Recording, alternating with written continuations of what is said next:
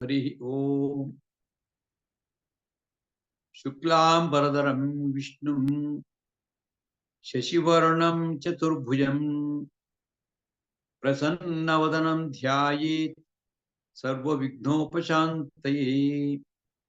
योऽन्तः प्रविश्य मम वाचमिमां प्रसुप्तां सञ्जीवयेद् अखिलशक्तिधरस्वधाम्ना अन्यांश्च हस्ताचरणश्रवणत्वगादीन् प्राणान् नमो भगवते पुरुषाय तुभ्यं। हरि ओम हरि ओम हरि ओम। ಆತ್ಮೀಯ ಬಂಧುಗಳೇ, ನಾವು 5ನೇ ಅಧ್ಯಾಯದ ಕೊನೆಯ ಭಾಗಕ್ಕೆ ಬಂದಿದ್ದೀವಿ. ಇವತ್ತೊಂದು 5-6 ಶ್ಲೋಕಗಳಿದೆ, ಅದನ್ನ ತಿಳ್ಕೊಳ್ಳೋಣ. ಶ್ಲೋಕಗಳನ್ನ ಹೇಳತಕ್ಕಂಥದ್ದು ಕಲಿಬೇಕು ಮತ್ತು ಪದವಿವೇಗ ಮಾಡೋದು ಕಲಿಬೇಕು, ಅರ್ಥ ತಿಳ್ಕೊಳ್ಬೇಕು. ತಿಳ್ಕೊಂಡಂತದ್ರ ಬಗ್ಗೆ ಸ್ವಲ್ಪ ಹೊತ್ತು ಮನನ ಮಾಡ್ಬೇಕು. ಈ ತರ ಮಾಡಿದಾಗ ನಾವೇನು ಕಲ್ತಿದೀವಿ ಅದು ನಮಗೆ 24ನೇ ಶ್ಲೋಕ. ಯೋ ಅಂತಃಸುಖಃ ಅಂತರಾರಾಮಃ ತಥಾ ಅಂತರ್ಜ್ಯೋತಿವಯಃ ಸ ಯೋಗಿ ಬ್ರಹ್ಮ ನಿರ್ವಾಣಂ ಬ್ರಹ್ಮಭೂತೋ ಅಧಿಗಚ್ಚತಿ. ಅದು 24ನೇ ಶ್ಲೋಕ. ಅಂದ್ರೆ ಒಬ್ಬ ಜ್ಞಾನಯೋಗಿ ಹೇಗಿರ್ತಾನಪ್ಪ ಅಂತಂದ್ರೆ, ಯಹ ಅಂತಃಸುಖಃ, ಅವನು ಸುಖವನ್ನ ತನ್ನೊಳಗೆ ತಾನು ಕಂಡುಕೋತಾನೆ ಹೊರತು ಹೊರಗಡೆ ಹುಡುಕಕ್ ಹೋಗಲ್ಲ. ಯಾವುದೇ ಇಂದ್ರಿಯ ಸುಖಗಳಿಗಿಂತ ಮೀರಿರ್ತಕ್ಕಂಥ ಸುಖವನ್ನ, ಅದು ಒಳಗಡೆ ಇರತಕ್ಕಂಥ ಸುಖ. ಅಂತರಾರಾಮ, ಅವನು ತನ್ನೊಳಗೆ ತಾನು ಆನಂದವಾಗಿರ್ತಾನೆ. ಅಥವಾ ಒಳಗಡೆಗೆ ಭಗವಂತನ ಚಿಂತನೆಯನ್ನು ಮಾಡ್ತಾ ಏನೋ ಉನ್ಮಾದ ಸ್ಥಿತಿ ಇರ್ತಾನೆ. ಯಾರು? ಅಂತ ಯೋಗಿಗಳು. ಹಾಗೆ ಅಂತಹ ಜ್ಯೋತಿ ಅಂತರ್ಜ್ಯೋತಿ ವಯಃ, ಒಳಗಡೆನೆ ಅವ್ರಿಗೆ ಜ್ಞಾನದ ಬೆಳಕು ಕಾಣಿಸ್ತಾ ಇರುತ್ತೆ, ಅಥವಾ ಭಗವಂತ ಕಾಣಿಸ್ತಾ ಇರ್ತಾನೆ. ಅಂದ್ರೆ ಜ್ಞಾನ ಅಂದ್ರೆ ಭಗವಂತ. ಸಹ ಯೋಗಿ, ಅವನು ನಿಜಕ್ಕೂ ಅವನು ಯೋಗಿ. ಅವನು ಬ್ರಹ್ಮ ನಿರ್ವಾಣಂ, ಭಗವಂತನ ಸ್ಥಿತಿಯನ್ನು, ಬ್ರಹ್ಮಭೂತಃ ಅಧಿಗಚ್ಚತಿ, ಅವನು ಭಗವಂತನ ಜೊತೆಗೆ ಅದೇ ಭಾವದಲ್ಲಿ ಅಧಿಗಚ್ಚತಿ ಅಂದ್ರೆ ಅದನ್ನು ಪಡೆಯುತ್ತಾನೆ ಅಥವಾ ಅದರಲ್ಲಿ ಇರುತ್ತಾನೆ ಅಂತ ಅರ್ಥ. ಇದೆಲ್ಲ ನಾವು ಎಷ್ಟೇ ಥಿಯರಿ ಹೇಳಿದ್ರೆ ಅರ್ಥವಲ್ಲ, ಇದು ಅನುಭವಿಸಿದ್ರೆ ಮಾತ್ರ ಗೊತ್ತಾಗ್ತಕ್ಕಂಥ. ಯೋ ಅಂತಃಸುಖಃ ಅಂತರಾರಾಮಃ ಅಂತರ್ಜ್ಯೋತಿ ಏವಯಃ ಸ ಯೋಗಿ ಬ್ರಹ್ಮ ನಿರ್ವಾಣಂ ಬ್ರಹ್ಮಭೂತಃ ಅಧಿಗಚ್ಚತಿ. ಏನಂದ್ರೆ ಒಂದು ತತ್ವ ಏನಪ್ಪಾ ಅಂತಂದ್ರೆ, ನಮಗೆ ಬದುಕಿಗೆ ಬಾಹ್ಯ ಸಂಗತಿಗಳು ಬೇಕೇ ಬೇಕು, ಅದಿಲ್ಲದೆ ಇರೋಕ್ಕಾಗಲ್ಲ ಅಲ್ವಾ. ಎಲ್ಲಾ ಇಂದ್ರಿಯಗಳಿಗೂ ಅದಕ್ಕೆ ಏನೋ ಒಂದು ಆ ಒಂದು ಭೋಗದ ಸುಖ ಬೇಕು. ಸೃಷ್ಟಿ ಮಾಡಿರೋದೇ ಭಗವಂತ ಆತರ, ಬೇಡ ಅಂತಿಲ್ಲ, ಬೇಕು ನಮ್ಗೆ. ಆದ್ರೆ ಅದರಲ್ಲೇ ಸುಖ ಇದೆ ಅಂತ ತಿಳ್ಕೊಳ್ಳೋದು ತಪ್ಪಾಗುತ್ತೆ. ಅದು ಶರೀರ ಧಾರಣೆಗೆ ಅಥವಾ ಜೀವನಕ್ಕೆ ಬೇಕಾದಂತ ಸಂಗತಿಗಳು. ಮತ್ತೆ ಬದುಕಿಗೆ ಬೇಕಾಗಿರ್ತಕ್ಕಂಥದ್ದು ನೆಮ್ಮದಿ, ಶಾಂತಿ, ಶಾಂತವಾದ ಮನಸ್ಸು, ಪ್ರಶಾಂತವಾದ ಮನಸ್ಸೆಲ್ಲ ಬೇಕು ಅಂತಂದ್ರೆ ಆಗ ಇವೆಲ್ಲ ಬೇಕಾಗುತ್ತೆ. 25ನೇ ಶ್ಲೋಕದಿಂದ ಶುರು ಮಾಡಾಗಿತ್ತು. ನಾನು ಶ್ಲೋಕ ಓದ್ತೀನಿ, ಇವುಗಳು ಕೂಡ ಓದೋ ಪ್ರಯತ್ನ ಮಾಡಿ. ಲಭಂತೆ ಬ್ರಹ್ಮ ನಿರ್ವಾಣಂ ಋಷಯಃ ಕ್ಷೀಣ ಕಲ್ಮಷಾಃ ಚಿನ್ನದ್ವೈಧಾ ಯತಾತ್ಮಾನಃ ಸರ್ವಭೂತಹಿತೇ ರತಾಃ. ಲಭಂತೆ ಬ್ರಹ್ಮ ನಿರ್ವಾಣಂ ಋಷಯಃ ಕ್ಷೀಣ ಕಲ್ಮಷಾಃ.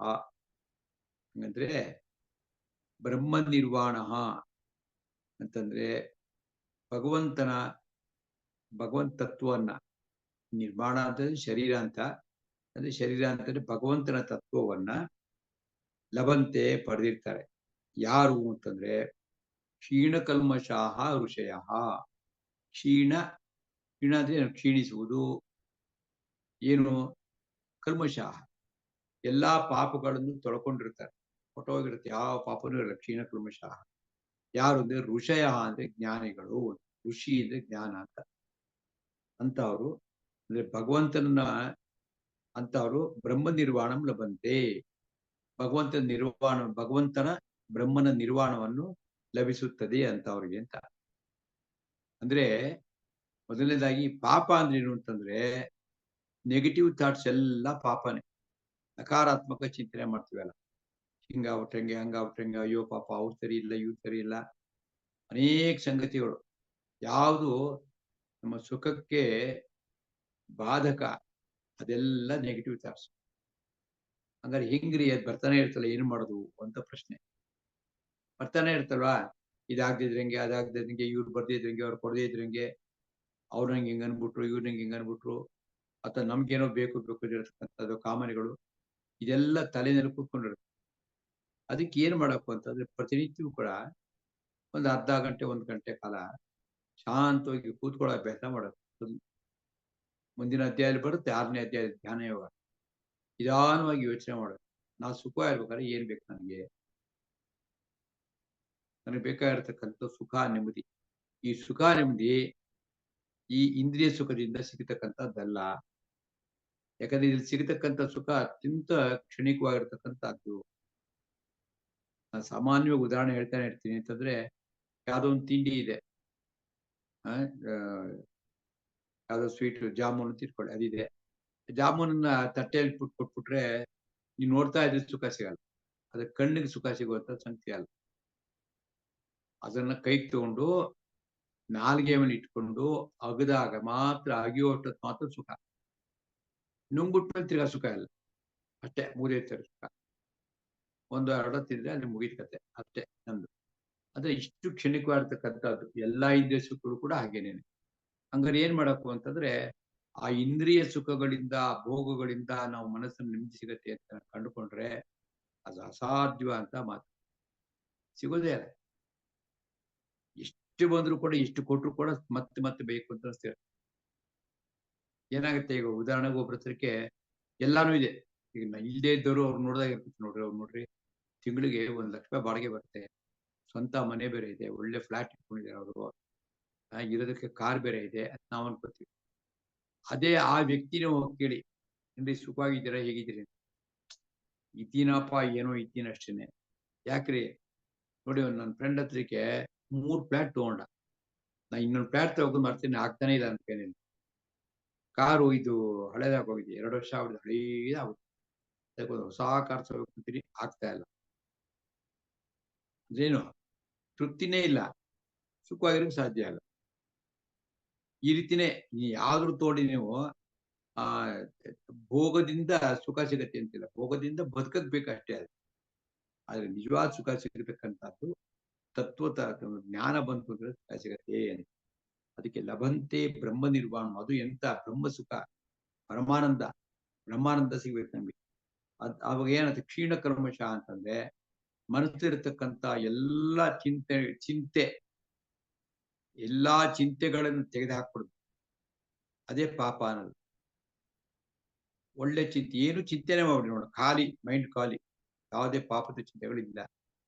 ಕ್ಷೀಣ ಕರ್ಮಶಃ ಅಂತ ಅವರು ಬ್ರಹ್ಮ ನಿರ್ವಾಣಂ ಲಭಂತೆ, ಭಗವಂತನ ಬ್ರಹ್ಮ ನಿರ್ವಾಣವನ್ನು ಅಥವಾ ಶಾಂತ ಬ್ರಹ್ಮನನ್ನು, ಶಾಂತಿಯನ್ನು ಪಡೆಯುತ್ತಾರೆ.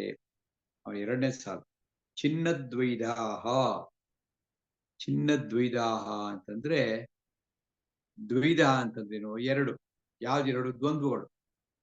ನಿರಂತರವಾಗಿ ಪ್ರಾಯಶಃ ಅನೇಕ ಸತಿ ಈ ಅಧ್ಯಾಯ ಮೂಲಕ ಬಂದಿದೆ ಆ ವಿಷಯ. ದ್ವಂದ್ವ ಅಂತಂದ್ರೆ ಸುಖ ದುಃಖ, ಲಾಭ ನಷ್ಟ, ಆರೋಗ್ಯ ಕಾಯಿಲೆ, ಅನೇಕ ಇದೆಲ್ಲವೂ ದ್ವಂದ್ವಗಳೇ. ಆ ದ್ವಂದ್ವಲ್ಲಿ ಸಿಕ್ಕಾಕೊಂಡು ಮನಸ್ಸು ಒದ್ದಾಡ್ತಾರೆ, ಸುಖ ದುಃಖ ಸುಖ ದುಃಖ. ಆ ಒಂದು ಒಂದ್ಸಲಿ ಸುಖ ಆಗುತ್ತೆ, ತಿರ್ಗ ದುಃಖ ಆಗುತ್ತೆ, ತಿರ್ಗ ದುಃಖ ಆಗುತ್ತೆ, ತಿರ್ಗ ಸುಖ ಆಗುತ್ತೆ, ಹಿಂಗೆ ನಡ್ಕೊಂಡು ಹೋಗ್ತದೆ. ಅದನ್ನ ಚಿನ್ನ ಅಂತಂದ್ರೆ ತೆಗೆದಾಕ್ಬಿಡೋದು. ನಮಗೆ ಈ ಭೌತಿಕವಾಗಿರ್ತಕ್ಕಂಥ ಸುಖ ದುಃಖಗಳು ನಡೆಯುತ್ತೆ, ಇದು ಶಾಶ್ವತ ಅಲ್ಲ, ಅದನ್ನ ಹೆಚ್ಕೊಳಕ್ ಹೋಗ್ಬಾರ್ದು ಹೆಚ್ಚಿಗೆ. ಚಿನ್ನದ್ವೈದ. ಆಮೇಲೆ ಯಥಾತ್ಮಾನಃ, ಯಥ ಆತ್ಮಾನಃ. ಯಥ ಅಂತಂದೇನು? ಪ್ರಯತ್ನ, ಯಥ ಪ್ರಯತ್ನ. ಆತ್ಮಾನಃ ಅಂತಂದ್ರೆ ಪ್ರಯತ್ನ ಪೂರ್ವಕವಾಗಿ ಭಗವಂತನ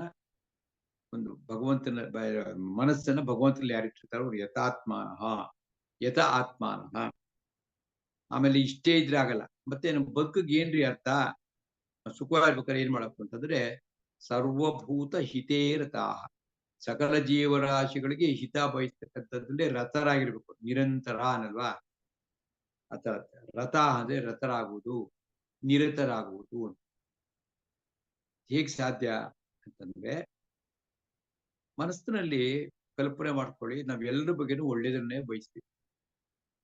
ನಮಗ್ ಕೆಟ್ಟದ್ ಮಾಡಿದವ್ರಿಗೂ ಒಳ್ಳೇದಾಗಲಪ್ಪ ಅಂತ ಅನ್ಕೊಳ್ಳಿ, ಆಗ ಮನಸ್ಸು ನಿರ್ಮೂಲವಾಗಿರುತ್ತೆ.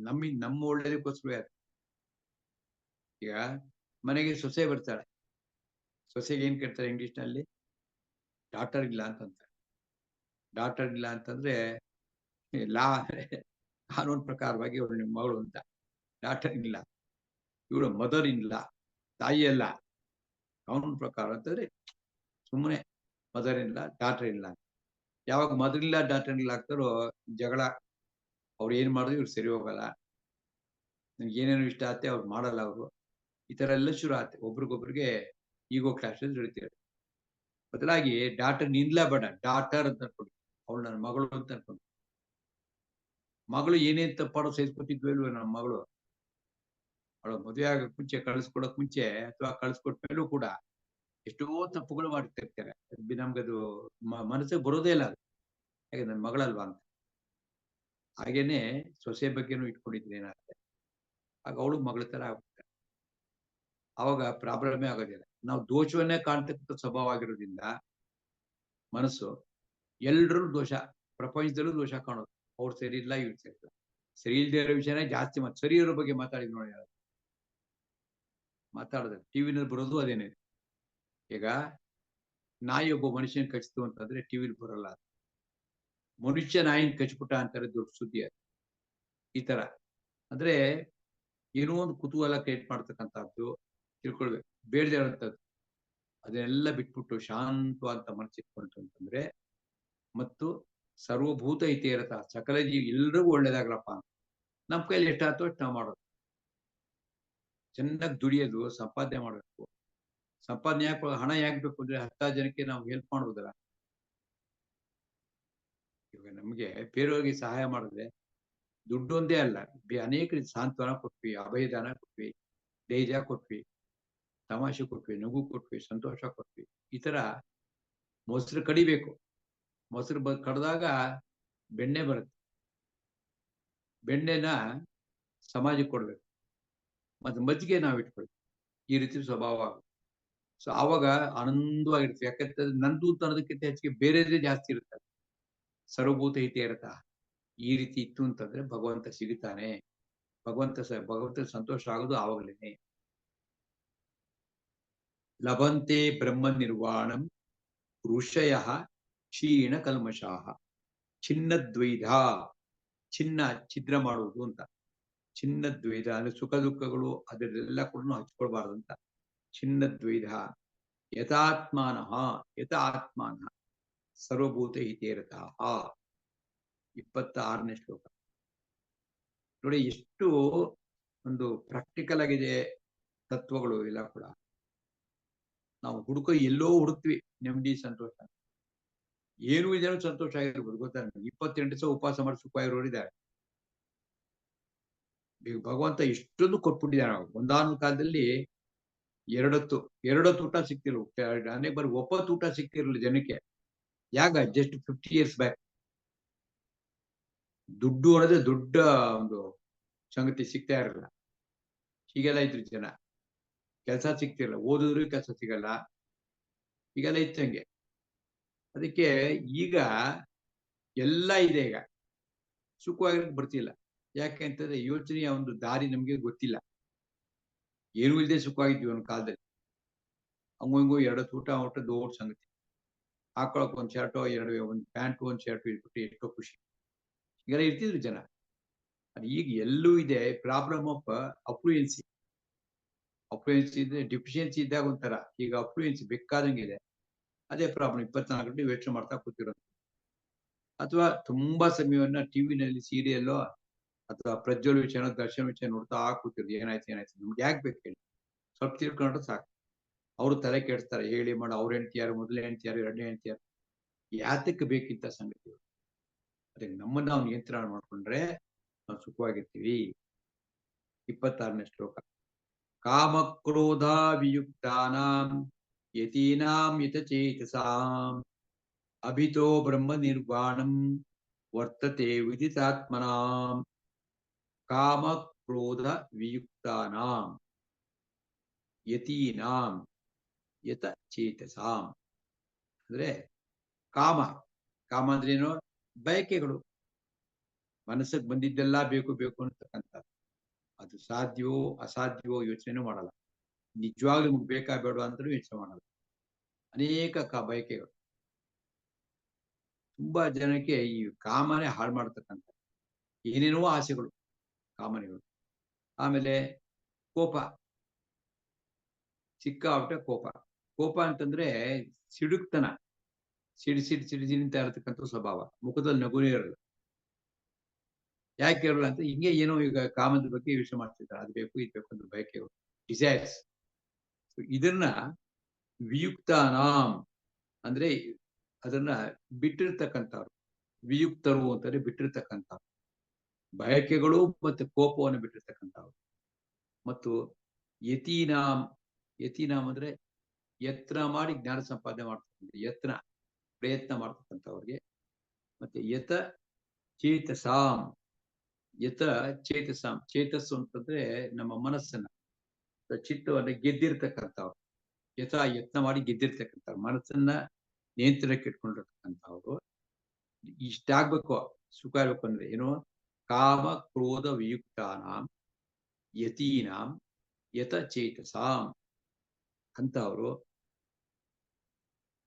ಅಭಿತಃ ಬ್ರಹ್ಮ ನಿರ್ವಾಣಂ,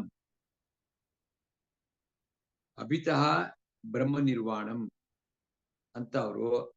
ಅಭಿತಃ ಅಂದ್ರೆ ಸಂಪೂರ್ಣವಾಗಿ, ಬ್ರಹ್ಮ ನಿರ್ವಾಣಂ ಭಗವಂತನನ್ನು, ಭಗವಂತನ ಜ್ಞಾನಾನಂದವನ್ನು ಅದನ್ನ ಪಡೆಯುತ್ತಾರೆ.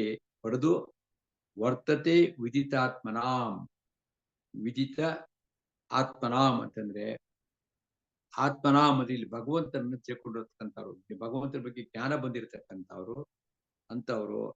ನಿರ್ವಾಣಂ ಬ್ರಹ್ಮ ನಿರ್ವಾಣಂ ವರ್ತತೆ, ಭಗವಂತನಲ್ಲಿ ಪೂರ್ಣನಾಗಿ ಇರುತ್ತಾರೆ, ವರ್ತತೆ ವರ್ತಿಸುತ್ತಾರೆ ಶಾಂತವಾಗಿ. ಇದು ಒಂದು ಆಧ್ಯಾತ್ಮ ಜೀವಿಗೆ ಬೇಕಾಗಿರ್ತಕ್ಕಂಥ ವಿಷಯ, ಶಾಂತ ಚಿತ್ತ. ಇದು ಸಿಗುತ್ತೆ. ಕಾಮಕ್ರೋಧ ವಿಯುಕ್ತ ಶ್ಲೋಕ ನೋಡ್ಕೊಳ್ಳಿ. ಕಾಮಕ್ರೋಧ ವಿಯುಕ್ತಾನಾಂ ಯತೀನಾಂ ಯತಚೇತಸಾಂ ಅಭಿತೋ ಬ್ರಹ್ಮ ನಿರ್ವಾಣಂ ವರ್ತತೆ ವಿದಿತಾತ್ಮನಾಂ. ಒಟ್ಟು ಗುರಿ ಏನಂತಂದ್ರೆ ಶಾಂತ ಚಿತ್ತ. ಶಾಂತಿ ಬಂದ್ರೆ ಆಗ ಮನಸ್ಸಿನಲ್ಲಿ ಸಂತೋಷ ಉಂಟಾಗುತ್ತೆ, ಅದೇ ಪ್ರಯತ್ನ. ಆಮೇಲೆ 27ನೇ ಶ್ಲೋಕ. ಸ್ಪರ್ಶಾನ್ ಕೃತ್ವಾ ಬಹಿರ್ಭಾಷ್ಯಾಂ ಚಕ್ಷುಃ ಚಕ್ಷುಶ್ಚೈವಾಂತರೇ ಭ್ರುವೋಃ ಪ್ರಾಣಾಪಾನೋ ಸಮೋ ಕೃತ್ವಾ ನಾಸಾಭ್ಯಾ ಅಂತರಚಾರಿಣೌ. ಈಗ ಮುಂದಿನ ಒಂದ್ 2-3 ಶ್ಲೋಕದಲ್ಲಿ ಧ್ಯಾನದ ಬಗ್ಗೆ ಪೀಠಿಕೆ ಹಾಕ್ತಾ ಇದ್ದಾರೆ. ಈ ಅಧ್ಯಾಯದಲ್ಲಿ 6ನೇ ಅಧ್ಯಾಯ ಧ್ಯಾನ ಯೋಗ. ಅಲ್ಲಿ ಧ್ಯಾನ ಯಾವಾಗ? ಜ್ಞಾನ ಇದ್ರೆ ಧ್ಯಾನ. ಸುಮ್ನೆ ಮೆಡಿಟೇಷನ್ ಮಾಡಿಸ್ತಾರಲ್ಲ, ಅವೆಲ್ಲ ಅಲ್ಲ. ಸುಮ್ನೆ ಕೂತ್ಕೊಂಡ್ಬಿಟ್ರೆ ಧ್ಯಾನ ಅನ್ನೋದು ಅಲ್ಲ. ಸುಮ್ನೆ ಕೂತಿರೋದಷ್ಟೇ. ಧ್ಯಾನ ಅಂತಂದ್ರೆ ಜ್ಞಾನಪೂರ್ವಕವಾಗಿ ಮನಸ್ಸನ್ನ ನಿಯಂತ್ರಣ. ಸುಮ್ನೆ ಕೂತ್ಕೊಂಡ್ಬಿಡಿ, ಎಷ್ಟೋ ಜನ ಮಾಡ್ತಾರೆ ಪಾಪ, 1 ಗಂಟೆ 2 ಗಂಟೆ ಕೂರ್ತಿರ್ತಾರೆ, ಧ್ಯಾನ ಮಾಡ್ತಾ ಇದೀನಿ ಅನ್ಕೋತಿರ್ತಾರೆ. ಧ್ಯಾನ ಅಲ್ಲ, ಏನೇನೋ ಬರ್ತಿರುತ್ತೆ ಮನಸ್ಸಿಗೆ. ಹಂಗಲ್ಲ.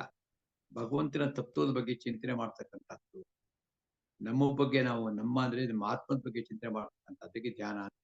ಅದು ಹೇಗಾಗತ್ತೆ, ಅದನ್ನ ಹೇಗೆ ಸುಖ ಸಿಗತ್ತೆ ಅಂತ ಮುಂದಿನ ಶ್ಲೋಕ. ಸ್ಪರ್ಶಾನ್ ಕೃತ್ವಾ ಬಹಿಹಿ ಭಾಷ್ಯಾಂ ಅಂತಂದ್ರೆ ಸ್ಪರ್ಶವನ್ನ ಕೃತ್ವ ಮಾಡಿದ್ರು ಕೂಡ ಹೊರಗಿನ ಸ್ಪರ್ಶ. ನೀನೇನು ಹೇಳಿದೆ, ಸ್ಪರ್ಶ ಸುಖ ಅಂತಂದ್ರೆ ಇಂದ್ರಿಯ ಸುಖಗಳು. ಇದೆಲ್ಲ ಹೊರಗಡೆಯಿಂದ ಸಿಗತಕ್ಕಂಥ ಸುಖ, ಭೋಗ.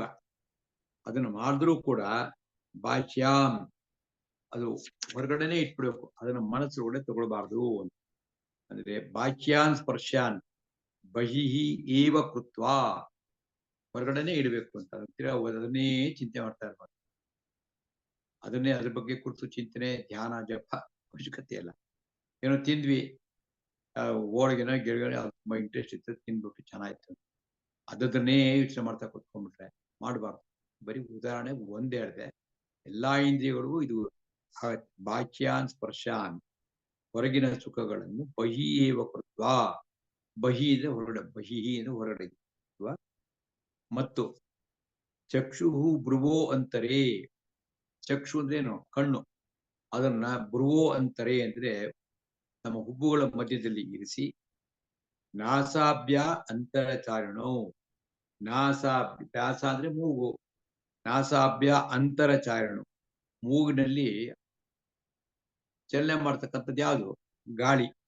ಅದನ್ನ ಪ್ರಾಣಾಪಾನವು ಸಮೋಕೃತ್ವ, ಪ್ರಾಣ ಮತ್ತೆ ಅಪಾನವನ್ನ ಸಮನಾಗಿರಿಸಿ, ಯತ ಇಂದ್ರಿಯ ಮನೋಬುದ್ಧಿ, ಈ ಯಾರು ಯತ ಅಂದ್ರೆ ತಿರ್ಗಾ ನಿಯಂತ್ರಣ, ಮನಸ್ಸು ಮತ್ತೆ ಬುದ್ಧಿಯನ್ನು ನಿಯಂತ್ರಣ ಮಾಡಿಕೊಂಡು ಯಾರು ಹೀಗಿರ್ತಾರೋ ಅಂತವ್ರು, ಅಂದ್ರೆ 2 ಶ್ಲೋಕಗಳು ಒಟ್ಟಿಗೆ ಅರ್ಥ ಆಗ್ತಾ ಇದೆ. ಮೋಕ್ಷ ಪರಾಯಣ, ಮುಕ್ತಿಲೇ ಆಸಕ್ತ ಆಗಿರ್ತಕ್ಕಂಥವ್ರು, ಮುನಿಯು ಅಂದ್ರೆ ಮನನ ಮಾಡ್ತಕ್ಕಂಥವ್ರು, ವಿಗತ ಇಚ್ಛಾ ಭಯಕ್ರೋಧ, ಇಚ್ಛಾ ಆಸೆಗಳು, ಡಿಸೈರ್ಸ್, ವರ್ಲ್ಡ್ಲಿ ಡಿಸೈರ್ಸ್, ಪ್ರಾಪಂಚಿಕ ಸಂಗತಿಗಳು ಬೇಕು ಅಂತಕ್ಕಂಥದ್ದು, ಅದು ಆ ಇಚ್ಛೆ, ಮತ್ತು ಸಿಗತ್ತಾ ಇಲ್ವೋ ಅನ್ನತಕ್ಕಂಥ ಭಯ, ಮತ್ತು ಕ್ರೋಧ ಅಂದ್ರೆ ಕೋಪ ಪದೇ ಪದೇ ಬರ್ತೀವಿ ನೋಡಿ. ಎಲ್ಲರೂ ಯೋಚನೆ ಮಾಡಿ, ತುಂಬಾ ಜನಕ್ಕೆ ಇದು ಸಿಡುಕ್ತನ ಅಭ್ಯಾಸ. ಸಿಡುಕ್ ಬಿಡುದು ಹಟ್ ಅಂತ, ಹೀಗೆ ನಾವು ಮಾತಾಡಿದ್ರೆ ಅವ್ರು ಏನು ಗೊತ್ತಾರ ಏನು ಯೋಚನೆ ಮಾಡಲ್ಲ. ಹಂಗಾಗಿ ಮುಖನೇ ಸಿಡುಕ್ಲ ಮುಖ ಆಗತ್ತೆ. ಯಾರಿಗೂ ಕೂಡ ಸಿಡುಕ್ಲ ಮುಖ, ಕೋಪದ ಮುಖ ನೋಡೋ ಸಂತೋಷ ಆಗಲ್ಲ. ನಗು ಮುಖ ಇದ್ರೆ ಮಾತಾಡ್ತಾರೆ 4 ಜನ. ನಾವು ಶ್ಲೋಕ ಹೇಳ್ತೀವಲ್ವ, ಶುಕ್ಲಾಂಬರಂ ವಿಷ್ಣುಂ ಶಶಿವರ್ಣಂ ಚತುರ್ಭುಜಂ ಪ್ರಸನ್ನವದನಂ. ವದನ ಹೆಂಗಿರ್ಬೇಕು, ಅದು ಪ್ರಸನ್ನವಾಗಿರ್ಬೇಕು. ಪ್ರಸನ್ನವಾಗಿದ್ರೆ ಅಂದ್ರೆ ಸಂತೋಷದ ಮುಖ, ಒಳಗಡೆ ಸಂತೋಷ ಅಂದ್ರೆ ಹೊರಗಡೆ ಸಂತೋಷ. ಅಭ್ಯಾಸ ಮಾಡೋಕೆ ಆಗ ಜನ ನಮ್ಗೆ ತುಂಬಾ ಇಷ್ಟಪಡ್ತಾರೆ. ನಾನೊಂದು ಅಂಗಡಿಗೆ ಹೋಗ್ತೇನೆ, ಒಂದು ಮೆಡಿಕಲ್ ಶಾಪ್ ಇಲ್ಲಿ ಗಿರಿನಗರದಲ್ಲಿ. ಅಲ್ಲೊಬ್ರು ಹೆಂಗಸರು, ಅದಕ್ಕೆ ಅವರು owner, may be she is about 35-40 years ಇರ್ಬೇಕು ಅಂತ ಕಾಣಿಸ್ತು. ಮುಖ ಯಾವಾಗ್ಲೂ ನಗ್ತಾ ಇರ್ತಾರೆ. ಆ ನೋಡಕ್ಕೆ ಅಂತ ಹೋಗ್ತೀನಿ ನಾವು, ಎಷ್ಟು ಚೆನ್ನಾಗಿರ್ತಾರಪ್ಪ. ಯಾವ ಮಾತ್ರೆ ಬೇಕು ಏನ್ ಬೇಕು ಅಂತ ಕೇಳಿದ್ರು ನಗೋದು. ನಗೋದಕ್ಕೆ ದುಡ್ಡಿಲ್ಲ, ಕಾಸಿಲ್ಲ. ಆ ಸ್ವಭಾವ ಬೆಳೆಸ್ಬೇಕು. ಅದೇನಾಗುತ್ತೆ, ತಲೆ ತುಂಬಾ ನಾವು ಅನ್ವಾಂಟೆಡ್ ಬೇಡದೇ ಇರತಕ್ಕಂಥ ಅನೇಕ ಚಿಂತೆಗಳನ್ನು ಹಚ್ಕೊಂಡು ಮುಖನೇ ಕೆಟ್ಟೋಗ್ಬಿಟ್ಟಿರುತ್ತೆ. ಸೊಟ್ಟ ಮುಖ ಹಾಕೊಂಡಿರುತ್ತೆ. ಆರೋಗ್ಯ ಕೆಟ್ಟೋಗಿದ್ರು ಮುಖ ಅಂತ ಮಕಾಡೋಗುತ್ತಾಗ್ಬಿಡುತ್ತೆ. Face is the index of man. ಹಂಗಿರಬಾರ್ದು ಅಂತಂದ್ರೆ ನಮ್ಮಲ್ಲಿರ್ತಕ್ಕಂಥ ಕೋಪ ವಿಶೇಷವಾಗಿ ಬಹಳ ಬೇಗ ರಿಯಾಕ್ಟ್, ಕೋಪ ಅಂತ ಗೊತ್ತಾದ ತಕ್ಷಣ ಇಮಿಡಿಯೇಟ್ ರಿಯಾಕ್ಟ್ ಆಗ್ಬಾರ್ದು. ಅಥವಾ ಅವ್ರ ಮನಸ್ಸಿನಲ್ಲೇ ಕೆಲವ್ರ ಬಗ್ಗೆ ದ್ವೇಷ ಬೆಳೆಸ್ಕೊಂಡ್ಬಿಟ್ಟಿರ್ತಾರೆ. ಒಂಥರ ಏನೋ ಕೋಪ ಇರ್ತದೆ, ಮುಖ ಹಾಕೊಂಡ್ರೆ ಆಗಲ್ಲ, ಹೇಳ್ತಾರಲ್ಲ ಮುಖ ಹಾಕೊಂಡ್ರೆ ನಂಗೆ ಆಗಲ್ಲ, ಈ ಥರದೆಲ್ಲ ಬೆಳೆಸ್ಕೊಂಡ್ಬಿಟ್ಟಿರ್ತಾರೆ. ಹಂಗ ಪಾಪ ಅವ್ರು ಬೈ ಚಾನ್ಸ್ ಬಂತು ಅಂತಂದ್ರೆ ರಪ್ಪ ಅಂತ ಮಾತಾಡುವಂಥದ್ದು. ಇದೆಲ್ಲ ಅವ್ರಿಗೇನ್ ತೊಂದರೆ ಆಗಲ್ಲ, ತೊಂದರೆ ಆಗದ್ ನಮ್ಗೇನೆ, ನಮ್ಮ ಮನಸ್ಸಿನ ಶಾಂತಿ ಕೆಟ್ಟು. ಅದಕ್ಕೋಸ್ಕರ ವಿಗತ ಇಚ್ಛಾ ಭಯಕ್ರೋಧ, ಈ ರೀತಿ ಎಲ್ಲ ಯಾರಿರ್ತಾರೋ ಅಂತ ಅವರು ಯಾರು ಸದಾ ಮುಕ್ತ ಇವು ಸಹ, ಅವ್ರು ಈ ಜೀವನದಲ್ಲಿ ಮುಕ್ತಿ ಸಿಕ್ಬಿಡಿ ಅಂತ ಅನ್ಕೊಡಿ ಅಂತ. ಅಂದ್ರೆ ಸ್ಪರ್ಶಾನ್ ಕೃತ್ವ ಬಹಿಹಿ ಬಾಹ್ಯಾಂ ಚಕ್ಷುಹು ಚ ಏವ ಅಂತರೇ ಭ್ರುವೋಹೋ, ಪ್ರಾಣಾಪಾನೋ ಸಮೋ ಕೃತ್ವ ನಾಸಾಭ್ಯ ಅಂತರಚಾರಣ. ಇದು ಈ ಸಾಲ ಅರ್ಥ ಹೇಳಲ್ಲ. ಪ್ರಾಣ ಅಪಾನ ಅಂತಿದೆ. ಪ್ರಾಣ ಅಂತಂದ್ರೆ ನಾವು ತೆಗೊಳ್ತಕ್ಕಂಥ ಗಾಳಿ, ಅಪಾನ ಅಂತಂದ್ರೆ ಬಿಡ್ತಕ್ಕಂಥ ಗಾಳಿ ಅಥವಾ ಪೂರಕ ರೇಚಕ. ಇದೇನಿದೆ ನಿಧಾನವಾಗಿ ಪ್ರಾಣಾಯಾಮ ಹೇಳ್ಕೊಡೋರು ಹೀಗೆ ಹೇಳ್ತಾರೆ. ನಿಧಾನವಾಗಿ ಉಸಿರು ತಗೊಂಡು ಆ ಉಸಿರನ್ನ ಕುಂಭಕದಲ್ಲಿ ಇಡಬೇಕು. 2 ತರ ಕುಂಭಕ ಇದೆ.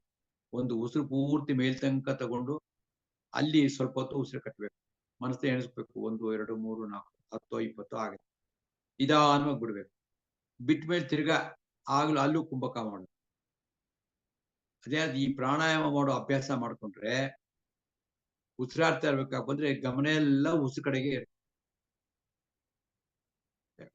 ಇರುತ್ತೆ. ಉಸಿರೆಲ್ಲ ಬಿಟ್ಬಿಟ್ಟಿದ್ವಿ, ಕುಂಭಕ ಮಾಡಿದ್ವಿ, ಮರ್ತೋಗ್ಬಿಟ್ರೆ ಗತಿ ಆಮೇಲೆ ಸದೋಗ್ತೀವಿ ಅಷ್ಟೇ. ಅದಕ್ಕೋಸ್ಕರ ಮಡಿಬಾರ್ದಲ್ಲ. ಅದಕ್ಕೋಸ್ಕರ ಗಮನ ಮೆಂಟಲಿ ಕಂಪ್ಲೀಟ್ ಉಸಿರು ಮೇಲೆ ಇರುತ್ತೆ. ಆ ಒಂದು 5 ನಿಮಿಷ ಆದ್ರೂ ಕೂಡ ನಮ್ಮ ಚಿಂತೆ ದೂರ ಆಗ್ಬಿಡುತ್ತೆ ನೋಡಿ. ಅದಕ್ಕೆ ಪ್ರಾಣಾಯಾಮ ಅಂತ ಹೇಳ್ತಾರೆ. ಇವತ್ತು ಹೇಳ್ತಾರೆ ಪ್ರಾಣಾಯಾಮ ಮಾಡಬೇಕು. ಅವಾಗ ನಮ್ಮ ಚಿಂತೆಗಳನ್ನ ದೂರ ಮಾಡೋದಕ್ಕೆ ಪ್ರಾಣಾಯಾಮ ಮಾಡಬೇಕು. ಈಗ ಎಂತ ಟೆನ್ಷನ್ ಇರಲಿ ಪ್ರಾಣಾಯಾಮ ಮಾಡಿ, ಆ ಟೆನ್ಷನ್ ಸ್ವಲ್ಪ ಹೊತ್ತು ನೀವು ಪ್ರಾಣಾಯಾಮ ಮಾಡೋ ತನಕ ದೂರನೇ ಇರ್ತದೆ. ಆಮೇಲೆ ಬಂದು ಕೂತ್ಕೊಳ್ತೈತಿ. ಅದಕ್ಕೋಸ್ಕರ ಅದ್ರಲ್ಲಿ ಮಾಡತಕ್ಕಂಥ ರೀತಿ ನಾಸಾಭ್ಯ ಅಂತರಚಾರಿಣವು ಪ್ರಾಣಾಪಾನವು ಸಮಕೃತ್ವ. ಪ್ರಾಣ ಅಪಾನ ಅದನ್ನ ಉಸಿರು ತಗೊಳ್ಳೋದು, ನಿಧಾನಕ್ಕೆ ತೊಗೊಳ್ಳೋದು, ಉಸಿರು ಕಟ್ಟೋದು, ನಿಧಾನಕ್ಕೆ ಬಿಡೋದು, ಉಸಿರು ಕಟ್ಟೋದು, ಇದಕ್ಕೆ ಪ್ರಾಣಾಯಾಮ ಅಂತಂದ್ರೆ. ಇದು ಮಾಡ್ಬೇಕಾದ್ರೆ ಸಹಜವಾಗಿ ಏನಾಗ್ತದೆ ಅಂತಂದ್ರೆ ನಮ್ಮ ಮನಸ್ಸು ಏಕಾಗ್ರತೆ ಬರುತ್ತೆ, ಮತ್ತೆ ಒಂದು ಕಂಟ್ರೋಲ್ ಸಿಗುತ್ತೆ. ಯಥ ಇಂದ್ರಿಯ ಮನೋಬುದ್ಧಿ, ಮನಸ್ಸನ್ನು ನಿಯಂತ್ರಣ ಬೇಡದೇ ಇದ್ರೆ ಯೋಚನೆ ಮಾಡ್ತಾಳೆ ಮನಸ್ಸು. ಅದಕ್ಕೆ ಮಾಡಬೇಡ, ಡೋಂಟ್ ಥಿಂಕ್ ಅಂತಂದ್ರೆ ಅದು ನಿಲ್ಲಿಸ್ಬೇಕು, ಬೇರೆ ವಿಷಯ ಯೋಚನೆ ಮಾಡ. ಆಮೇಲೆ ಬುದ್ಧಿನೂ ನಿಯಂತ್ರಣ ಮಾಡಕ್ಕೆ. ಬುದ್ಧಿ ಏನ್ ಮಾಡುತ್ತೆ, ಇಂಟೆಲೆಕ್ಟ್ ಅಲ್ವಾ ಅದು, ಯಾವಾಗ್ಲೂ ಏನ್ ಮಾಡುತ್ತೆ ಆಯ್ತು ಬೇರೆಯವ್ರ ಟೋಪಿ ಹಾಕದೇ ಯೋಚನೆ ಮಾಡ್ತೀವಿ. ಒಳ್ಳೇದು ಯೋಚನೆ ಮಾಡೋಕ್ಕಿಂತ ಬೇರೆ ಈ ತರವೇ ಯೋಚನೆ ಮಾಡೋದು. ಅದಕ್ಕೆ ಆ ಬುದ್ಧಿನೂ ನಿಯಂತ್ರಣ ಮಾಡ್ಬೇಕು, ಒಳ್ಳೇದು ಯೋಚನೆ ಮಾಡೋದು. ಆಮೇಲೆ ಮುನಿ ಅಂತಂದ್ರೆ ಮನನ ಮಾಡ್ತಕ್ಕಂಥವ್ರು, ಯಾವುದೇ ವಿಷಯ ಗೊತ್ತಾಯ್ತು ಅದ್ರ ಬಗ್ಗೆ ಪದೇ ಪದೇ ಯೋಚನೆ ಮಾಡ್ತಕ್ಕಂಥವ್ರು. ಮೋಕ್ಷ ಪರಾಯಣ. ಮೋಕ್ಷ ಅಂದ್ರೆ ಮುಕ್ತಿ. ಮುಕ್ತಿ ಅಂದ್ರೆ ಏನು? ಮುಕ್ತಿ ಅಂತಂದ್ರೆ ದುಃಖದಿಂದ ಮುಕ್ತಿ. ನಮ್ಗೆ ದುಃಖ ಬೇಡ್ರಿ ಆಯ್ತಾ. ದುಃಖ ಇರುತ್ತೆ, ನಾವು ದುಃಖಿ ಆಗಬಾರ್ದು. ದುಃಖ ಇರಲ್ಲ ಅಂತಲ್ಲ, ದುಃಖ ಇದೆ, ನಾವು ದುಃಖಿ ಆಗಬಾರ್ದು. ಅದೇ ಅದನ್ನ ಹಚ್ಕೋತೀವಿ, ಅದಕ್ಕೆ ದುಃಖಿ ಆಗುತ್ತೆ. ದುಃಖ ಇರುತ್ತೆ, ಎಲ್ಲೂ ಕಷ್ಟ ಅನ್ನೋದು, ತೊಂದರೆ ತಾಪಗಳು ಇದ್ದೇ ಇರುತ್ತೆ. ಹಚ್ಕೊಂಡ್ರೆ ದುಃಖಿ ಆಗಬಾರ್ದು. ಆಧ್ಯಾತ್ಮ ಜೀವನದಲ್ಲಿ ಇದೊಂದು ಪಾಠ, ದುಃಖಿ ಆಗಬಾರ್ದು. ಅದಕ್ಕೆ ಅದನ್ನ ಅಭ್ಯಾಸ ಮಾಡೋದು. ಮನೋ ಮುಕ್ತಿ ಮುನಿ ಮೋಕ್ಷ ಪ್ರಯಾಣ. ವಿಗತ ಇಚ್ಛಾ ಭಯ ಕ್ರೋಧ. ಭಯ ಮತ್ತೆ ಭಯ, ತುಂಬಾ ಜನಕ್ಕೆ ಏನೇನೋ ಭಯ. ಯಾರಿಗೋ ಕಾಯಿಲೆ ಆಗಿದ್ದೆ ಇವ್ ತಕ್ಷಣ ಇಮೇಜಿನ್ ಮಾಡ್ಕೊಂಡ್ಬಿಡ್ತಾರೆ ಮನಸ್ಸು, ನನಗೂ ಇದು ಬಂದ್ಬಿಟ್ರೆ ಏನಪ್ಪಾಗತ್ತಿ. ಯಾರೋ ಸತ್ತೋದ್ರು ಸುದ್ದಿ ಬಂದ ತಕ್ಷಣ ಇವ್ರು ಸತ್ತೋದ್ರು ಏನ್ ಮಾಡ್ತು, ಇನ್ಯಾರನ್ನ ಇಬ್ರು ಸಾಯಿಸ್ಕೊತಾರೆ ಮನಸ್ಸು. ಇದೆಲ್ಲ ಆಲ್ ನೆಗೆಟಿವ್ ಥಿಂಗ್ಸ್. ಯಾರೂ ಕೂಡ ಆಯುಸ್ ಮುಗಿದ ನಂತರ ಒಂದೇ ಒಂದು ದಿವಸ ಇರ್ತೀನಿ, ಅರ್ಧ ದಿವಸ ಇರ್ತೀನಿ ಅಂತಾರು ಇರಕ್ಕೆ ಬಿಡಲ್ಲ. ಯಮನ ಹತ್ರ ಬಹಳ ಲೆಕ್ಕಾಚಾರ. ಮತ್ತೆ ಯಾರು ಕೂಡ ಆಯುಸ್ ಮುಗಿದೆ ಸಾಯುವುದೇ ಇಲ್ಲ. 110, 120 ವರ್ಷ ಬದುಕಿರೋದು ಉದಾಹರಣೆ ಮೊನ್ನೆ ಹೇಳ್ತಿದ್ದೆ. ಆಯುಸ್ ಇರುತ್ತೆ, ಆಯುಸ್ ಇಲ್ಲದೆ ಇದ್ದವರು ಯಾವ ಬೇಕಾದ್ರೂ ಸಾಯ್ಬೋದು. ಅದ್ ನಮ್ಗೆ ನಿಯಂತ್ರಣದಲ್ಲಿ ಇಲ್ಲ. ಸತ್ತ ನಂತರ ಏನಾಗುತ್ತೆ, ನಮ್ಗೆ ಯಾಕೆ ಬೇಕದು ಅವಶ್ಯಕತೆ ಇಲ್ಲ. ಅದೆಲ್ಲ ಆಧ್ಯಾತ್ಮ ಬೇಡ. ಇರೋ ತನಕ don't day before the death comes ಅಂತ. ಅನವಶ್ಯಕವಾಗಿ ಯೋಚನೆ ಮಾಡೋದು ಬಿಟ್ರೆ ಅರ್ಧ ಬರ್ಡನ್ ಕಡಿಮೆ ಆಗುತ್ತೆ. ಆಮೇಲೆ ಸಂತೋಷ, ಖುಷಿ, ನೆಮ್ಮದಿ ಎಲ್ಲ. ನೆಗೆಟಿವ್ ಥಿಂಕಿಂಗ್ ಮಾಡುವಂಥದ್ರಿಂದ ಡಿಪ್ರೆಷನ್ ಬರೋದು, ಒದ್ದಾಡೋದು ಎಲ್ಲ ಆಗುತ್ತೆ. ನಕಾರಾತ್ಮಕ ಚಿಂತೆ ಏನಾಗಿದೆ, ಇವಾಗ tremendous capacity in the mind. ಆ ಕೆಪಾಸಿಟಿನ ಒಳ್ಳೇದ್ರು ತುಂಬಬೇಕಾದ್ರೆ ಒಳ್ಳೇದು ತುಂಬ್ತಾ ಇಲ್ಲ. ಪುಸ್ತಕ ಓದೋ ಅಭ್ಯಾಸ ಇಲ್ಲ, ಸಂಗೀತ ಕೇಳೋ ಅಭ್ಯಾಸ ಇಲ್ಲ, ಯಾವುದು ಒಳ್ಳೆ ಅಭ್ಯಾಸಗಳು ಮಾಡ್ಕೊಂಡಿಲ್ಲ.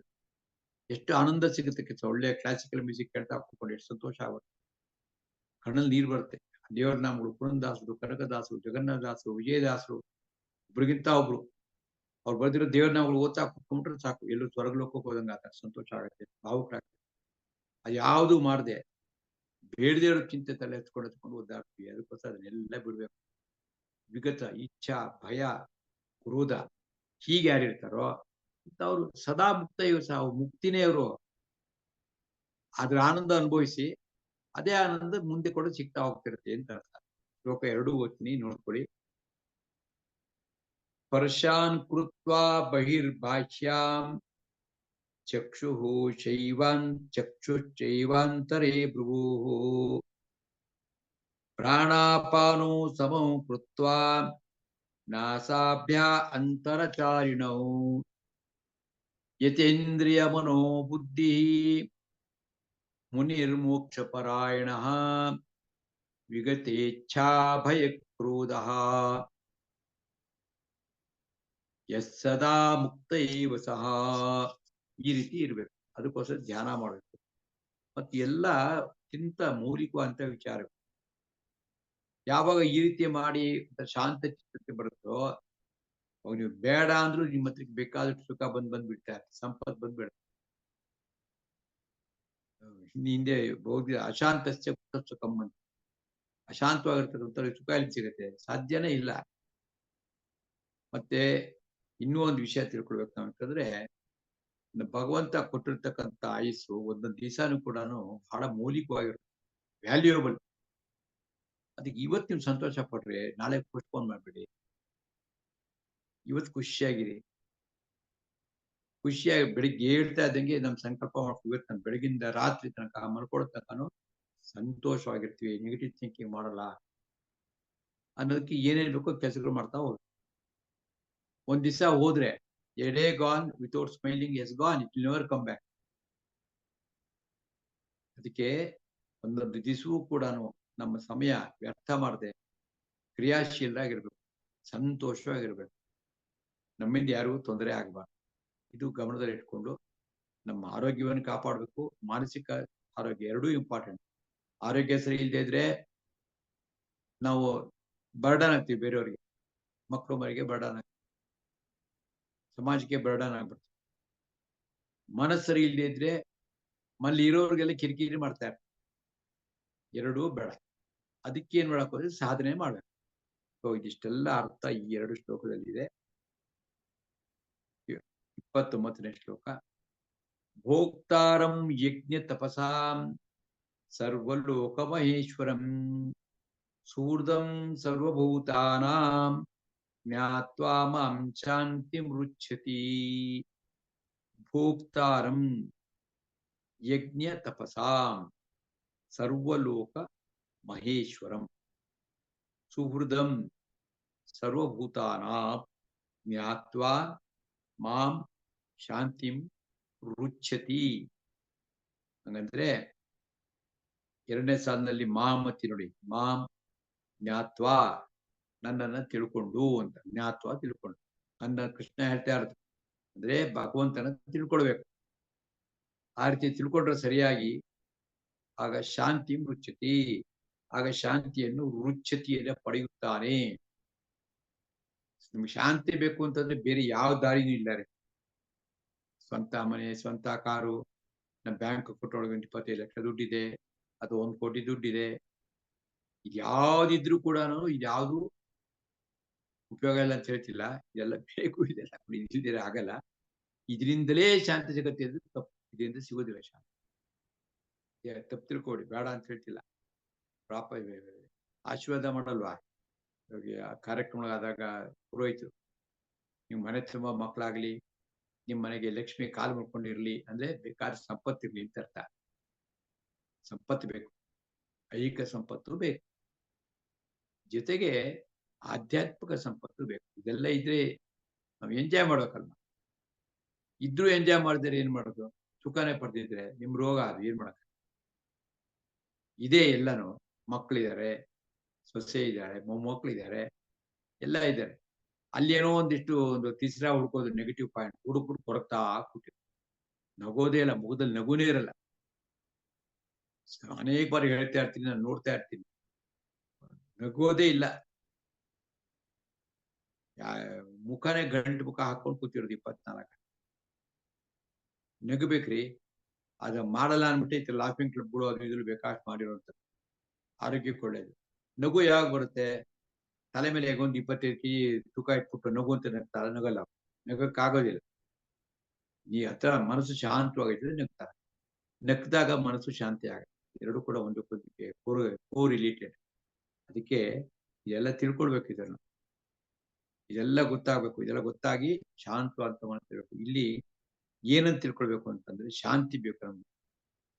ಭಗವಂತನ ತಿಳ್ಕೊಂಡ್ರೆ ಶಾಂತಿ ಸಿಗತ್ತೆ. ಜ್ಞಾತ್ವ, ಭಗವಂತ ಅಂತಂದ್ರೇನೆ ನಮಗೆ ಇನ್ನೊಬ್ಬ ಯಾರು ದೊಡ್ಡವನಿದ್ದಾನೆ, ಎತ್ತರದಿದ್ದಾನೆ, ದಪ್ಪ ಇದ್ದಾನೆ, ಹಾಗೆ ಯೋಚನೆ ಮಾಡಿದ್ರೆ ಅದೊಂಥರ ಅದು ಉಪಾಸನೆಗೆ ದಾರಿ ಅಷ್ಟೇ. ಅದಲ್ಲ, ನಾವಿಷ್ಟು ತಿಳ್ಬೇಕು. ಒಳ್ಳೊಳ್ಳೆ ತತ್ವಗಳು, ಒಳ್ಳೊಳ್ಳೆ ಚಿಂತನೆಗಳಿದೆ, ಅದೇ ದೇವರು. ನಾವು ಹಂಗೆ ಅನ್ಕೊಳ್ಳೋಣ ಅಷ್ಟೇ, ಅದೇ ದೇವರು. ನಮ್ಮ ಒಳ್ಳೆ ನಡವಳಿಕೆ ಅದೇ ದೇವರು. ನಾವು ಶಾಂತವಾಗಿದ್ರೆ ಅದೇ ದೇವರು. ಶಾಂತಿ, ಓಂ ಶಾಂತಿ ಶಾಂತಿ ಶಾಂತಿ ಅಂತ. ಅದರಿಂದ ಭಗವಂತನ ತಿಳ್ಕೊಳ್ಳೋದು ಅಂದ್ರೆ ಮಾಂ ಜ್ಞಾತ್ವ ಶಾಂತಿ ಮುಚ್ಚಿ, ನನ್ನ ಸರಿಯಾಗಿ ತಿಳ್ಕೊಂಡ್ರೆ ಅವನು ಶಾಂತಿಯನ್ನು ಪಡೆಯುತ್ತಾನೆ ಅಂತ 2ನೇ ಸಾಲ ಕೊನೆಗಿರುತ್ತೆ. ಸೊ ಭಗವಂತ ಅದು ಹೆಂಗಿದ್ದಾನೆ ಅಂತಂದ್ರೆ ಭೋಕ್ತಾರಂ ಯಜ್ಞ ತಪಸಾಂ.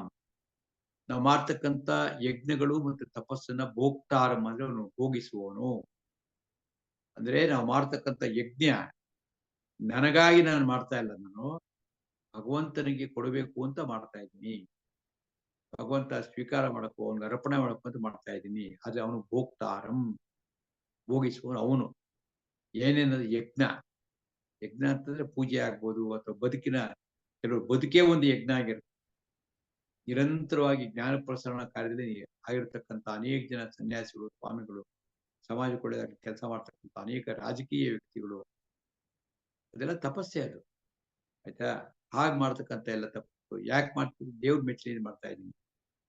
ಅವ್ರ ಹೆಸರು ₹1 ಆಸ್ತಿ ಇರೋಲ್ಲ ಅಂತವ್ರಿದ್ದಾರೆ. ಮಹಾತ್ಮರು ತುಂಬಾ ಜನ ಇದ್ದಾರೆ, ಆಗೋಗಿದ್ದಾರೆ. ತಮ್ಗಾಗಿ ಏನು ಇಟ್ಕೊಳ್ತಿರಲ್ಲ, ಎಲ್ಲ ಸಮಾಜಕ್ಕೋಸ್ಕರ ಹಂಗಂಗೆ ಕೊಟ್ಕೊಡೋದೆ. ಅದೊಂಥರ ಯಜ್ಞ. ಮತ್ತು ತಪಸ್ಸ ಅಂದ್ರೆ ಕಷ್ಟಪಟ್ಟು ಕೆಲಸ ಮಾಡ್ತಕ್ಕಂಥದ್ದು. ಇದೆಲ್ಲವನ್ನು ಕೂಡ ಭಗವಂತನ ಅರ್ಪಣೆ ಮಾಡಬೇಕು. ಅವನು ಭೋಕ್ತಾರಂ, ಅವನಿಗಾಗಿ ಮಾಡ್ತೀವಿ, ಅವನು ಅನುಭವಿಸ್ತಾನೆ. ಮತ್ತೆ ದೇವರು ಅಂದ್ರೆ ಹೇಗೆ ಅಂದ್ರೆ ಸರ್ವಲೋಕ ಮಹೇಶ್ವರ, ಎಲ್ಲಾ ಲೋಕಗಳ ಸರ್ವಲೋಕ ಅದರ ಮಹೇಶ್ವರ ಅವನು. ಬರೀ ಈಶ್ವರ ಅಲ್ಲ, ಮಹೇಶ್ವರ. ಮಹೇಶ್ವರ ಅಂದ್ರೆ ಏನಂತಂದ್ರೆ ಮಹಾನ್ ಅಂತಂದ್ರೆ ಗೊತ್ತಲ್ವಾ, ದೊಡ್ಡ ಅತ್ಯುತ್ತಮವಾಗಿರ್ತಕ್ಕಂಥ. ಈಶ್ವರ ಅಂತಂದ್ರೆ ವರ ಅಂತಂದ್ರೆ ಶ್ರೇಷ್ಠ. ಈಶ ಅಂದ್ರೆ ಒಡೆಯ, ಜಗತ್ತಿಗೆ ಒಡೆಯ, ಮಹಾನ್ ಒಡೆಯ. ಈಶ ವರ. ಈಶ ಅಂದ್ರೆ ಒಡೆಯ, ವರ ಅಂದ್ರೆ ಶ್ರೇಷ್ಠನಾದ ಒಡೆಯ ಅಂತ ಅರ್ಥ. ಮಹಾನ್ ಈಶ್ವರ ಅಂತಂದ್ರೆ ಭಗವಂತ. ಇಡೀ ಸರ್ವಲೋಕ ಅಂದ್ರೆ ಎಲ್ಲ ವಿಚಾರಕ್ಕೂ ಅವನು ಹೆಂಗೆ ಗೊತ್ತಾ, ಅವ್ರು ನೋಡ್ರಿ 24 ಗಂಟೆ ಅವರು ಪುಸ್ತಕದ ಲೋಕದಲ್ಲೇ ಇರ್ತಾರೆ ಅಂತ ಹೇಳ್ತಾರೆ. ಯಾರು ಬರೀ ಓದೋ ಅಭ್ಯಾಸ ಓದ್ತಾ ಇರೋದಾದ್ರೆ ಅವ್ರ ಲೋಕನೇ ಪುಸ್ತಕದ ಲೋಕ. ಇನ್ಯಾರಿಗೊಬ್ಬರಿಗೆ ಅವ್ರು 24 ಗಂಟೆ ನೋಡ್ರಿ ರಾಜಕೀಯನೇ ಅವ್ರ ಲೋಕ ಅಂತ. ಹೀಗೆ ಒಬ್ಬರಿಗೂ ಲೋಕ ಇರ್ತಲ್ಲ, ಎಲ್ಲಾ ಲೋಕಗಳಿಗೂ ಭಗವಂತ ಒಡೆಯ ಅಂತ, ಸರ್ವಲೋಕಮೇಶ್ವರ. ಆಮೇಲೆ ಸುಹೃದಂ ಸರ್ವಭೂತಾನಾಂ, ಸರ್ವಭೂತಾನಾಂ ಎಲ್ಲಾ ಜೀವರಾಶಿಗಳಿಗೂ ಕೂಡ ಅವನು ಸುಹೃದಂ. ಸುಹೃದಂ, ಹೃತ್ತಂದ್ರೆ ಹೃದಯ, ಎಲ್ಲರಿಗೂ ಬೇಕಾಗಿರತಕ್ಕಂಥ ಒಂಥರ ಅವನು ಹೃದಯವಂತ, ಅತ್ಯಂತ ಹೃದಯವಂತ ಅಂತಂದ್ರೆ ಬಹಳ ಬೇಕಾದಂತ ಪ್ರೀತಿ ಪಾತ್ರನಾಗಿರ್ತಾನೆ.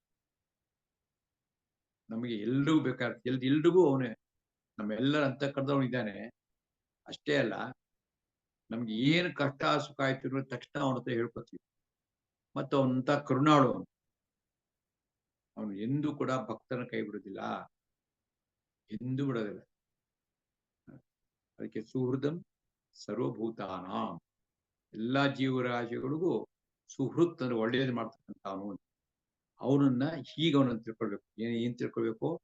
ಭೋಕ್ತಾರಂ ಯಜ್ಞ ತಪಸಾಂ ಸರ್ವಲೋಕ ಮಹೇಶ್ವರ, ಹೀಗೆ ತಿಳ್ಕೊಳ್ಬೇಕು. ಸುಹೃದಂ ಸರ್ವಭೂತಾನಾಂ ಜ್ಞಾತ್ವಾ ಮಾಂ ಶಾಂತಿ ಮುಚ್ಚತಿ. ಹೀಗೆ ತಿಳ್ಕೊಂಡ್ರೆ ಅವನು ಶಾಂತಿಯನ್ನು ಪಡೆಯುತ್ತಾನೆ. ಅರ್ಥ ಆಯ್ತಲ್ವಾ? ಶ್ಲೋಕ ಓದ್ತಿ ನೋಡ್ಕೊಳ್ಳಿ. ಭೋಕ್ತಾರಂ ಯಜ್ಞ ತಪಸಾಂ ಸರ್ವಲೋಕ ಮಹೇಶ್ವರಂ ಸುಹೃದಂ ಸರ್ವಭೂತಾನಾಂ ಜ್ಞಾತ್ವಾ ಮಾಂ ಶಾಂತಿ ಮೃಚ್ಛತಿ. ಓಂ ತತ್ಸದಿತಿ. ಶ್ರೀಮದ್ಭಗವದ್ಗೀತಾಸು ಉಪನಿಷತ್ಸು ಬ್ರಹ್ಮವಿದ್ಯಾಯಾಂ ಯೋಗಶಾಸ್ತ್ರೇ ಶ್ರೀಕೃಷ್ಣಾರ್ಜುನ ಸಂವಾದೆ ಕರ್ಮ ಸನ್ಯಾಸ ಯೋಗೋ ನಾಮ 5ಮೋಧ್ಯಾಯಃ.